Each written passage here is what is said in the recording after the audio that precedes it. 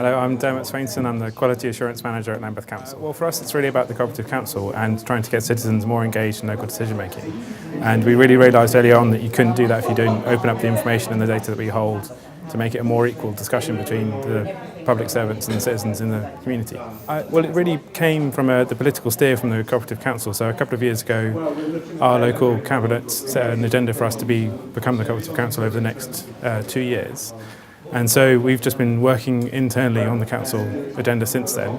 And then we were lucky enough recently to come across the opportunity to work with Boiler House and CLG on this particular project, and that's really just the networks we've built and the connections we have in the community of what led to this. At the moment we're just sort of testing out and seeing if the tool works.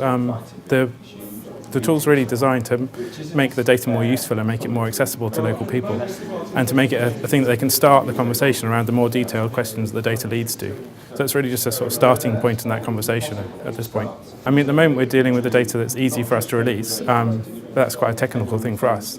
But we really need to hear from local people what data they need to make the decisions that make the difference for them. So over the next couple of years we'll be doing more and more of this kind of work, but we need to know what areas people need to prioritise, what areas they want to do. I think actually we're quite lucky in Lambeth. I was talking to a colleague earlier on this morning actually about how maybe a year ago or 2 years ago this would have been a difficult conversation for us to have, but we've really managed to, within the council, win the argument and really say that the risk for us now is to not be open rather than to be open.